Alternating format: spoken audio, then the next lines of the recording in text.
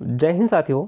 तो SSC GD constable के medical होने वाले हैं और देखिए कल भी हमने एक वीडियो बनाया था जिसमें हमने बताया था कि आपका जो कास्ट सर्टिफिकेट है वो अगर इसके क्रूशियल डेट के बाद का है तो आप उस पर क्लेम नहीं कर सकते कि ये बिल्कुल वैलिड होना चाहिए, क्योंकि नोटिफिकेशन में बिल्कुल साफ साफ दिया गया था कि आपका जो कास्ट सर्टिफिकेट जो ओबीसी सर्टिफिकेट होना चाहिए वो इसके ऑनलाइन एप्लीकेशन के लास्ट डेट जो कि इसका क्रूशियल डेट माना गया है उसके लास्ट डेट से पहले बना होना चाहिए। अगर उसके बाद बना होगा तो वो वैलिड नहीं होगा। अब देखिए बहुत सारे लोग कह रहे थे कि वैलिड हो जाएगा, तो मैंने भी कल की वीडियो में बताया था कि हाँ वैलिड हो जाता है, किंतु वो सेंटर वालों पर डिपेंड करता है कि सेंटर वाले कैसे मिलते हैं। कहीं कहीं पर कोऑपरेट कर लेते हैं, कहीं कहीं पर डायरेक्ट रिजेक्शन मिलता है। अभी यहाँ पर दे सकते हैं, एक हम आपको रिजेक्शन स्लिप दिखा देते हैं क्योंकि आप लोग बिना प्रूफ के कोई भी बात विश्वास नहीं करते। अभी यहाँ पर रिजेक्शन स्लिप आप लोग दे सकते हैं, ये सीपीओ का है। सीपीओ में डायरेक्ट रिजेक्शन मिला है केवल ओबीसी सर्टिफिकेट के कारण। यहाँ पर बहुत सारे कारण दिए गए हैं जिसके कारण आप रिजेक्ट हो सकते हैं, किंतु इन कैंडिडेट को जो रिजेक्ट किया गया है वो कास्ट सर्टिफिकेट में किया गया है।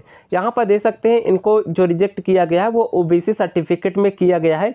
इनका ये कहना है कि जो इनका कास्ट सर्टिफिकेट था वो 1/4/2019 से लेकर 30/8/2022 के बीच इशू नहीं था, क्योंकि यहाँ पर देखिए केवल 3 साल के लिए ये वैलिड कर रहे हैं। अब देखिए इसका जो ऑनलाइन एप्लीकेशन का लास्ट डेट था सीपीओ का वो 30/8/2022 था, तो इनका क्रूशियल डेट 30/8/2022 हुआ। जबकि एसएससी जीडी की बात करें तो इसका जो ऑनलाइन आवेदन का लास्ट डेट था वो 30 नवंबर था। तो आप लोगों का जो क्रूशियल डेट होगा वो 30 नवंबर 2022 होगा, किंतु यहाँ पर 1 से 2 महीने का फर्क देखने को मिलेगा, किंतु आपका जो लास्ट डेट होगा वो 1/4/2019 ही होगा, क्योंकि फाइनेंशियल ईयर ये अप्रैल से ही मानते हैं। तो 1/4/2019 से मैं यहाँ पर एसएससी जीडी का बता दे रहा हूँ कि 1/4/2019 से 30/11/2022 तक अगर आपका कास्ट सर्टिफिकेट बना है, चाहे ओबीसी की बात करें, ईडब्ल्यूएस का तो वैसे वैलिड हो जाता है, खासकर जो प्रॉब्लम आता है वो ओबीसी में आता है।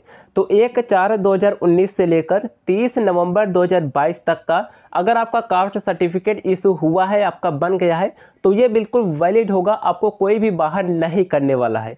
अब यहाँ पर बात ये आती है कि जिनका बाद का बना होगा उनका क्या होगा, तो क्या उनको रिजेक्ट करेंगे या फिर जनरल में काउंट करेंगे, उसके बारे में बात करेंगे। क्योंकि यहाँ पर देखिए सीपीयू में तो रिजेक्ट कर रहे हैं, जनरल में भी कंसीडर नहीं कर रहे हैं। और देखिए एससी एसटी का बात आता है, उनका भी जो कास्ट सर्टिफिकेट होना चाहिए वो 30 नवंबर से पहले का बना होना चाहिए, क्योंकि नोटिफिकेशन में दिया गया है।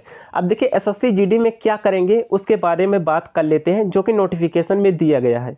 देखिए ये सीपीओ का नोटिफिकेशन है। सीपीओ में डायरेक्ट रिजेक्ट क्यों किया गया, क्योंकि इसके नोटिफिकेशन में दिया गया था कि अगर आपका एससी एसटी ओबीसी अर्थात जो भी आपका कास्ट सर्टिफिकेट है अगर वो क्रूशियल डेट तक नहीं बना होगा तो आपका कैंडिडेटर डायरेक्ट रिजेक्ट कर दिया जाएगा, डायरेक्ट कैंसिल कर दिया जाएगा। ये सीपीओ के नोटिफिकेशन में दिया गया था और इसमें यह भी बताया गया था कि क्रूशियल डेट जो लास्ट डेट है वही होगा। अब यहाँ पर हम एसएससी जीडी के बारे में बात कर लेते हैं कि उसके नोटिफिकेशन में क्या दिया गया है। देखिए एसएससी जीडी के नोटिफिकेशन में कहीं भी ऐसा नहीं दिया गया है कि आपका जो कैंडिडेचर होगा वो कैंसिल किया जाएगा, जबकि इसमें यह दिया गया है कि आपका कैंडिडेचर जो होगा वो अनरिजर्व कैटेगरी में कंसीडर किया जाएगा। अगर आप क्रूशियल डेट तक अगर ये नहीं दे पाते हैं, अपना कास्ट सर्टिफिकेट ये इशू नहीं होता है, तो आपको जनरल में कंसीडर कर सकते हैं, ऐसा उनके पास पूरा अधिकार है। किंतु बहुत सारे सेंटर पर जो होता है अगर आपका क्रूशियल डेट के बाद का भी बना है तो वो वैलिड कर देते हैं, वो आपको ओबीसी में ही काउंट करते हैं, एससी एसटी में ही काउंट करते हैं।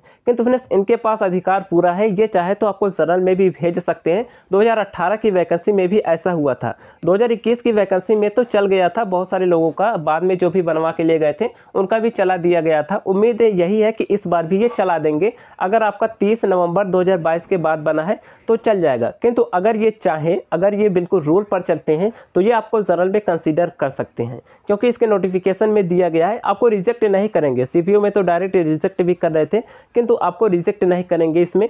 और हाँ, रिजेक्ट किसको कर सकते हैं, जिनका एज जो होगा वो इसके डीओबी का जो क्राइटेरिया था उसके बीच का नहीं आता, क्योंकि देखिए जिन्होंने एज रिलैक्सेशन ले रखा है उनको रिजेक्ट कर सकते हैं अगर कास्ट सर्टिफिकेट उनका प्रॉपर नहीं पाया गया, क्योंकि कास्ट सर्टिफिकेट के कारण ही उनको एज में रिलैक्सेशन दिया गया था और एज रिलैक्सेशन के कारण ही वो वैकेंसी में आ पाए थे, वो अपना फॉर्म अप्लाई कर पाए थे।